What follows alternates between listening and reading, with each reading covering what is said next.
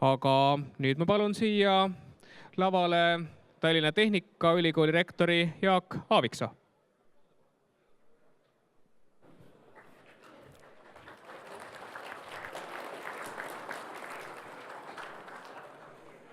Tervist, hea metsarahvas ka minu poolt ja aitäh korraldajatele selle võimaluse eest rääkida. Usun, et Eesti rahval igaühel meist on mingi suhe metsaga. Hästi jämedates joontes võib Eesti rahva jagada 3 suurde kasti. Ühed on need, kes elavad või töötavad metsas või suisa mõlemat. Teised on need, kes käivad aeg-ajalt metsas enda lõbuks, puhkuseks. Ja siis ilmselt 3. kõige suurem ja kohati ka kõige häälekam seltskond, kes räägib metsast. Osa nendest isegi teab, millest ta räägib. Miks ma niisuguse alustuse teen? Teen seda sellepärast, et kuulun nende inimeste hulka, kes käivad aeg-ajalt metsas ja vähemasti huvituvad sellest, mis Eesti metsas ja metsaga üldiselt sünnib. Ja selle kogemuse pealt, mida aastate lõikes on päris parasjagu juba kogunenud, võin ma öelda, et Eesti metsal ja Eesti metsandusel laiemalt ei lähe üldse halvasti. Me võiksime sellega üldjoontes rahul olla ja natukene ka uhke olla. Ja võib-olla natukene rohkem märgata ka seda, mida me tegelikult oleme metsas teinud ja mida me teeme. Ja võib-olla eriti nendele, kes häälekalt sõna võtavad ja kurdavad, soovitada lugeda artiklit, mille peale mina sattusin enne, kui ma sellele ettekandeks valmistusin. Istutame aastas 30 miljonit puud. Aga mõni inimene, kes kõvasti räägib, ei ole ühtegi oma elu jooksul istutanud. Et see 30 miljonit puud võib-olla võiks olla midagi, mida me metsast mõeldes silmaks pidame, selleks, et me saaksime aru, mida metsandus tähendab. See ei ole need kahetsusväärsed harvesteri kaadrid, mida ka mina pidasin piinlikult kahetsusväärseks ja mida mind koos välisriikide suursaadikutega sunniti vabariigi 100. aastapäeval vaatama. See on kahetsusväärne. Ja peegeldab võib-olla seda, kui kaugele mõned inimesed on Eesti tegelikust elust jõudnud. Veel üks märgiline sündmus eelmisest aastast. See on võitlus puidurafineerimistehase ümber, selle eest ja selle vastu. Või õigemini, suur hulk vaidlejatest ilmselt unustaski ära, mille eest ja mille vastu. Ja kujunes hoiakute demonstratsiooniks. Ja tõsi on see, et hoiakud selle debati välkel süvenesid ja teadmised kahanesid. Soov kuulata kahanes ja kahetsusväärselt kõlas ka paljude teadlaste suust, et siin ei ole mitte midagi uurida. Usun siiski, et see ei peegelda ei enamuse arvamust, rääkimata enamuse kaalutletud arusaamisest Eesti metsanduse ja laiemalt kogu puiduga seonduva tegevuse tulevikust. Pigem on tegemist demokraatia lastehaigusega. Oleme seda iseseisvat või taasiseseisvunud riiki lihtsalt liiga vähe aega ehitanud ja demokraatiaski arusaamine on kohati vastuoluline ja tundub paljudele ilmselt, et demokraatia tähendab eelkõige oma tahte ja ettekujutuse läbisurumist. Ka siin on tõstatunud täna küsimus, olles isegi eelmise aruteluringi peateemaks, mida teha olukorras, kus fakte ja tõsiasju mõõtmisi, olgu nad siis tehnoloogiast kantud või mõõdulindiga mõõdetud, ei usuta. Olen seda meelt, et tegemist ei ole mitte tehnoloogilise probleemiga või kitsalt usaldusega mingi konkreetse ameti või ameti esindajate vastu, vaid laiema ühiskondliku nähtusega, mida me praegu üle elame. Eliidi vastasus, mida kogu maailmas on võimendanud interneti levik, mis võimaldab leida samasuguseid mõtlejaid üle terve ilma ja siis vastastikku oma rahulolematust tegeliku eluga välja vajada, on ka Eestisse jõudnud. Nii on ka teaduses, kus kõik räägivad ebateaduse levikust ja lapikust maast. Nii on hariduses, kus kahtluse alla seatakse koolihariduse põhjendatus, olgu siis evolutsiooniteooria või mõnes muus vormis. Eliidi vastasus avaldub kõikidel valimistel üle terve Euroopa ja maailma. Mida sellises olukorras teha, on raske soovitada. Tegelikult on ju 2 meetodit. Kui hästi radikaalselt väljenduda, kas jõuga ehk siis piitsa või siis nõuga ehk präänikuga. Präänik tähendab kannatlikku selgitamist ja arutelu, kaasamist ja ühiseid ettevõtmisi. Aga tõenäoliselt ainult heas sõna ei ole piisav selleks, et sundida vaikida need või vähemasti taltuma need, kes destruktiivselt igasugusest koostööst keelduvad. Paraku on ka niisuguseid inimesi ja mitte vähe. Kui aga hea sõnaga, siis tähendab see tegelikult laiemas mõttes harimist. Haridust, mis tõenäoliselt peab algama juba kodust ja lasteaiast ja koolist ja kõrgetest koolidest ja kestma kogu elu. Maailm muutub nii kiiresti, et palju sellest vastasseisust ja trotsist on tingitud tegelikult arengukiirusest, millele haridus ei ole järele tulnud. Inimesed on hirmutatud nendest muutustest, mis ümbruses aset leiavad ja puudulik haridus ei võimalda nendega toime tulla. Elu käib üle jõu ja siis otsitakse võimalusi selles keerulises maailmas ellu jääda ja kohati ka sellele maailmale või õigemini tema kiiretele muutustele vastanduda. Aga nüüd võib-olla veidi metsast ja metsandusest, nii nagu mina seda näen või nii nagu ma seda ette kujutan. Kuulun nende inimeste hulka, kes arvavad, et igas maailma otsas tuleb selle rahva või elanikkonna elu üles ehitada nendele võimalustele, mida loodus, ajalugu ja kultuur on meile pärandanud. Ja siin Eestis ei saa kuidagi üle ega ümber metsast, põllust, ka merest ja sellest, mida me oleme põlvkondade vältel õppinud. Ja hea meel on tõdeda, et metsanduses ja põllumajanduses, veidi ka kalanduses on olnud läbi erinevate võimude ja aegade üsna tõsiselt võetav järjepidevus. Oskame oma metsa eest hoolt kanda, oskame põldu harida ja tegelikult meie töö viljakus selles primaarsektoris on silmapaistev. Kuulub maailma tippu. Siin ei ole meil tõepoolest midagi häbeneda ja kuulates neid tehnoloogiast ajendatud ettekandeid tänasel hommikul näeme, et arendame jätkuvalt meie kompetentse selles valdkonnas edasi ja kindlasti suudame muutuva maailmaga toime tulla.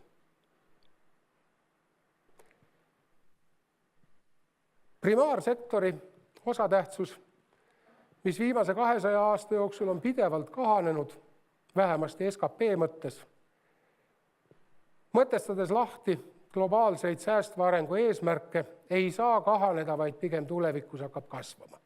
Kui mitte otseses mõttes ehk siis primaarsektoris tehtud SKP-na, siis vähemasti kaudses mõttes. Me peame üha rohkem tugineva taastuvale, mis iseenesest ei tähenda midagi muud kui päikese poolt ringi aetavat biomajandust.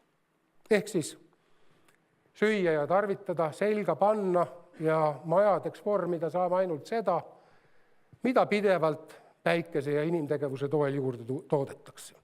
Ja mahuliselt, kaaluliselt, massiliselt annab suurima osa sellest mets. Seega on Eestil hästi läinud, sest metsa meil on ja loodetavasti meie tarkusele tuginedes jätkub ka veel pikkadeks aegadeks. Aga sellest kahjuks ei piisa. Lisaks sellele on vaja veel teadmisi ja oskusi, et väärindada seda esmast produktsiooni toodeteks, mida ka teised tahaksid osta ja selle eest head hinda maksta.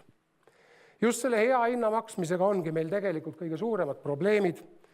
mida võiks lihtsustatult sõnada soovist ronida ülespoole selles väärtusahelas, kus esimesel astmel antakse sulle 30 eurot tihumeetri eest, teisel astmel 60 ja nii edasi kuni 130 ja 300 ja võib-olla ka 3000 euroni tihumeetri eest. Selles mõttes oleme me nende trepi esimestel astmetel. Ja see on tegelik väljakutse. Ei ole sellega kõige paremini hakkama saanud. Tõsi, ka siin on ajaloos häid näiteid. Lutteri vabrik suutis omal ajal üle Euroopa oma mööblit tarnida ja tõepoolest ka korralike hindadega maha müüa. Tõenäoliselt suhteliselt veidi paremini kui tänane mööblitööstus. Aga ajad on muutunud ja tõenäoliselt väljakutsed selles suunas edasiliikumiseks on täna suuremad kui kunagi varem. Tõenäoliselt tuleb meil ikkagi neid tehaseid tegema hakata. Missugused nad täpselt on, ei oska täna keegi öelda. Aga päris nii ka ei saa ette kujutada endale, et me saame ainult ehitada seda, mis mitte üldse ei saasta, mis ainult raha sisse toob, sest tegelikus elus kehtivad loodusseadused ütlevad meile, et igal asjal on hind, kõik, mida tehakse, saastab ja iga asja eest tuleb maksta. Kui nendest 3 lihtsast reeglist aru saada, siis loodan, et suudame ühiskonnas leida ka kokkuleppeid. Paraku möödunud taasiseseisvumisaastatel ei ole töötlevale tööstusele pühendatud ei piisavat tähelepanu, sest mujalt tuli raha lihtsamini. Ei ole tehtud seda erasektoris või ettevõtluses ja kahetsusväärselt oleme alahinnanud ka töötleva tööstuse strateegilist arendamise vajadusi hariduses ja teaduses. Väärtusahelas ülespoole ronimine tugineb oskustele ja päris raha tuleb sealt, kus need oskused vormitakse intellektuaalomandiks, teadmiseks, millel on iseseisev rahaline väärtus. See aga eeldab uurimistööd, arendustööd ja mitte ainult 1, 2, 3, vaid 10, 20 ja 30 aastat. Me ei ole neid akadeemilisi valikuid siiamaani teinud ja paraku ei ole meil metsanduse kõrgharidusega võrreldes samaväärselt välja arendatud ka puidutööstust, puidukeemiat hariduslikus mõttes. Tänaseks on Eesti riigis vähemasti ametnikkonna tasemel olemas arusaamine, et toit, puit, maavarad ja infotehnoloogilised innovatsioonid horisontaalselt on need valdkonnad, kuhu peaksime pöörama rohkem tähelepanu ja vahendeid. Tõsi, otsusteni siiamaani ei ole jõutud rääkimata nende ettevõtmiste rahastamisest. Ja ega see lihtne ei ole. Iga otsus midagi tõsiselt ette võtta ja kõrghariduses ja teaduses tähendab see suurusjärke vähemasti 5 miljonit eurot, vähemasti 5–10 aastat ühele eelisarendatavale valdkonnale ei lange lihtsalt. Teame, et pea kõikides haridus- ja teadusvaldkondades on raha puudujääk ja selle mitmekordne fokusseerimine üksikutele valdkondadele on poliitiliselt keeruline ja vaevalt, et leiab ka enamuse toetuse. See eeldab poliitilist tahet, tarkust ja võimekust neid valikuid aktsepteerida ka laiemas kogukonnas kui ainult need, kes sellest otsest kasu saavad. Kas me oleme täna nii küpsed või veel ei ole või peame veel ootama, on mul raske öelda. Küll aga usun, et Eestis on piisav hulk inimesi juba, kes näevad niisuguste otsuste järgi vajadust. Mul on hea meel, et viimase paari aasta jooksul on käivitunud üsna hea sisuline akadeemiline koostöö selles valdkonnas kogemust ja ajaloolist tausta omavate ülikoolide vahel nii Maaülikooli, Tartu Ülikooli kui Tallinna Tehnikaülikooli või TalTechi suunal. Kuhu oma kompetentsid kontsentreerida, ei ole ka täna veel otsustatud. ka puidutöötlemise valdkond on tohutult lai ja Eestis suudaksime me midagi panustada vaid üsna kitsastes lõikudes. Ühest niisugusest suunast ilmselt räägib minu järel esinev ettekandja. Kindlasti aga tahaksin ma peatuda paaril suunal, mille peale võiksime mõelda ja kui mõtted piisavat ühisosa omavad ka teoks teha. Täna puidutehnoloogiast on meil mingisugune oskused olemas puidu mehaanilisel töötlemisel. Peaaegu kadunud on puidukeemia ja tõenäoliselt üks põhjustest, miks debatt puidu rafineerimistehase ümber lõppes nii, nagu ta lõppes, on tõsiasi, et puidukeemiast midagi jagavaid inimesi on 10 korda vähem kui looduskaitse eest võitlejaid. Ja neid me oleme ise koolitanud. Mitte, et looduskaitseid ei peaks koolitama, aga õiged proportsioonid aitavad langetada põhjendatumaid ja tasakaalustatumaid otsuseid. Kindlasti on meil võimalus, aga võib-olla isegi kohustus ronida kõrgemale ehituspuidu väärtusahelas.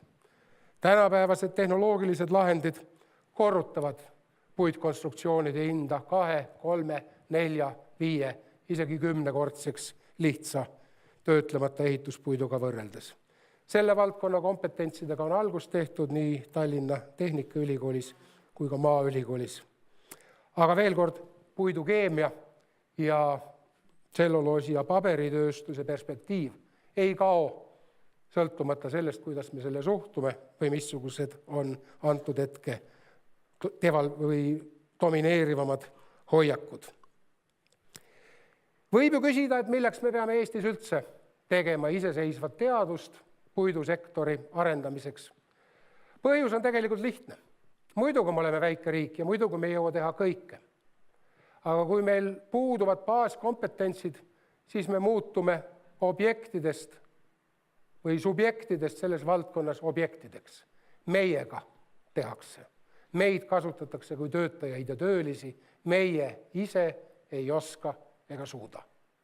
Seepärast on meie rahvuslik kompetents vastavas valdkonnas hädavajalik ja möödapääsmatu.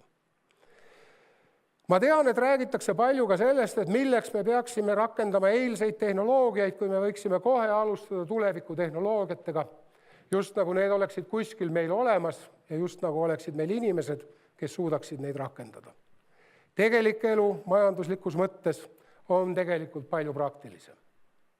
Enamus sellest rikkusest, mida me loome, põhineb nii täna, homme kui ka tulevikus eelnevalt välja arendatud tehnoloogiatel, mida ei vahetata nagu sokke ja särke.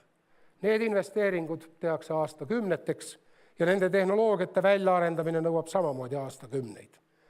Ilmselt on meil mõistlik ja vajalik käivitada pilootettevõtteid ja tehaseid, väiksemahulisi, eksperimentaalseid, valdavalt avaliku sektori poolt toetavaid ettevõtmisi, aga kui me tõeliselt tahame edeneda ka majanduslikus mõttes, siis ei pääse me ka täiesti tavalistest, klassikalistest, muidugi võimalikult heade tehnoloogiate kasutuselevõtust. Nii et niisugune väärtusahelas ülespoole ronimine peab paratamatult käima käsikäes teadmiste ja oskuste kasvuga. Kui mu käest täna küsida, kumbal redelil me oleme kõrgemale roninud, kas väärtusahelas või akadeemilisel trepil, siis ma ei oska teile vastata. Mõlemiga on pigem kehvasti kui hästi. Aga tõsi on see, et kui me vähemasti aru saame sellest, et tuleks koos ronida, üksteist vastastikku toetada, liituda nende vastu, kes vastanduvad üldse elu nii majanduslikule kui ka akadeemilisele edenemisele, siis liiguksime edasi kiiremini. Usun, et akadeemial nii hariduslikus mõttes kui ka teaduslikus mõttes oleks suur tugi sellest, kui metsamehed ja puiduga seotud inimesed kõvahäälsemalt osundaksid vajadusele puidusektori tugevama akadeemilise arendamise järele ja eelkõige nendes suundades, kus on tõsiselt võetav katvus Eesti ettevõtlusega. Seda tuge oleks vaja, see julgustaks ülikoole ja vastavate valdkondade spetsialiste, aga tõenäoliselt aitaks see ka poliitikutel ja ametnikel langetada keerulisi, vastuolulisi ja üldjuhul mittepopulaarseid otsuseid. Usun, et niisugune soov ja tahtmine on meil olemas. Kui nüüd haridusredelit kujundada ette alushariduse, põhihariduse, keskhariduse, bakalaureuse, magistri- ja doktoriharidusena ja seda väärtusahelat siis 30 eurot, 300 eurot, 3000 eurot ja 30 000 eurot, siis oleme kõik jõudsasti jõudnud teise ja kolmanda astme vahepeale. Loodan väga, et lähiaastatel õnnestub meil astuda vähemasti üks pikk samm edasi. 20 aasta perspektiivis vähemasti 2-3-kordne tööviljakuse kasv, mis lõppkokkuvõttes ongi see väärtusahela redel. Loodame, et ülikoolide taha see väljakutse ei jää. Aitäh tähelepanu eest!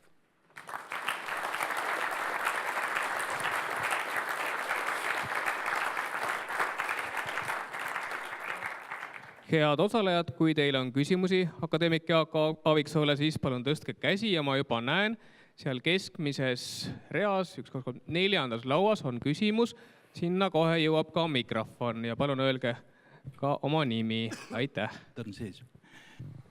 Ma olen Taivo Raudsaar, metsanduse konsulent.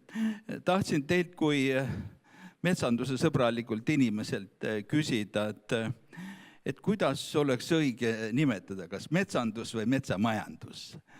Miks ma seda nagu küsin, on sellepärast, et esiteks meil oli selline nimetus. Ta nagu vajus ära. Teiseks, kui vaatame selliseid arenenud metsandusmaid nagu Austria või ka Saksamaa, siis seal kasutatakse enamuses mitte Forsten, vaid Forstwirtschaft.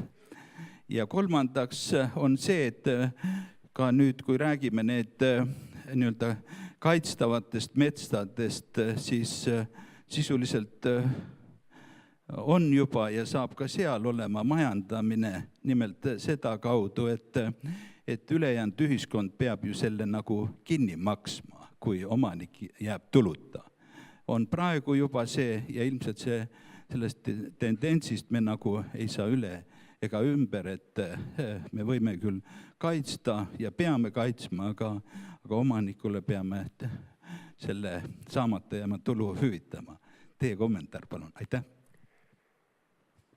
Mulle endale meeldib metsandus veidi rohkem ja võib-olla on ta ka kaasaegsem, sest ta hõlmab nagu vaikimisi vähemasti teisi aspekte lisaks kitsale majandusele, mida paljud inimesed tavandavadki mõelda kui nii-öelda rahalistes terminites ja kapitalistide ettevõtmisena. Selles mõttes metsandus laiemalt kui ühiskondlik asi, metsa asja ajamine sobiks paremini. Ehkki tõsi see, et metsast kaugemale ulatuv kõik need selle metsandusel tuginevad puidukeemia, mööbli, paberi, tõenäoliselt tulevikus ka tekstiili ja paljude teiste materjalide tööstused ühes või teises mõttes sellele tuginevad ja nendele niisuguse tervikliku nimetuse leidmine on ka omaette väljakutse. Nii et minu meelest metsandus või metsa asja ajamine sobib paremini, see võtab kaasa ka need inimesed, kes võib-olla metsas ei ela ja ei tööta seal, aga vähemasti armastavad seal käia. Hea publik, kas on veel küsimusi? Kui on, palun andke käega märku. See on praegu hea võimalus küsida Tehnikaülikooli rektorilt akadeemik Jaak Aaviksoolt. Kui publikus käsi ei tõuse, või ma jälle olen tähelepanu jäetud mõne käe, ei ole, siis ma küsin ise. Te ise olete ka poliitikas osalenud. Kuidas ikkagi saavutada poliitikute tugi teadmispõhisele ühiskonna korraldusele ja kuidas ikkagi jõuda selleni, et poliitikud ei juhiks, ei teeks otsuseid, ka majandust ja teadust puudutavaid otsuseid, mitte arvamusküsitluste põhjal, vaid teadmispõhiselt? No siin me nüüd oleme oma demokraatiaga, et eks me...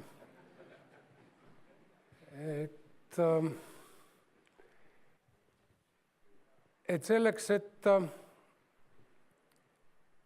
selleks, et langetada tarku otsuseid, on mitmedki inimesed, kes on poliitilise kogemusega jõudnud järeldusele, et tarkade otsuste langetamine on palju lihtsam, kui pärast nende otsuste langetamist tagasi valituks saada. Ehk siis nii nagu me ise tagasisidet anname oma poliitikutele nende tegude või tegemata jätmiste kohta, siis selle kaudu me tegelikult signaliseerime, keda me poliitikutena näha tahaksime. Ehk siis mõnes mõttes on poliitikud ikkagi tahes-tahtmata meie endi nägu. On veel midagi, mis võib-olla läheb sellest küsimusest kaugemale, aga mille üle mul on õnnestunud mõtiskleda. Et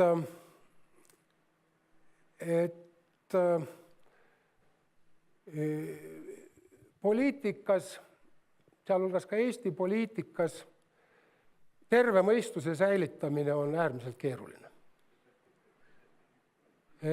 Miks ma seda ütlen? Sest need kompromissid, mida tuleb teha ja alati ühise otsuseni jõudmiseks on vaja kompromisse teha, on kohati niisugused, et neid saab teha ainult kas äärmine küünik või äärmine lollpea. Ja kumbki ei tahaks nagu olla. Aga keskele jääda on peaaegu võimatu. Ehk siis ma usun, et toetus nendele poliitikutele, kes kohati suudavad seda teha või vähemasti kohati suudavad teha, julgustab neid tegelikult lähtuma mitte niivõrd lühiajalisest poliitilisest kasvust, kuivõrd pikemaajalistest huvidest. Aga nagu ma juba ütlesin, see on keeruline. Aitäh, akadeemik Jaak Aaviksoo!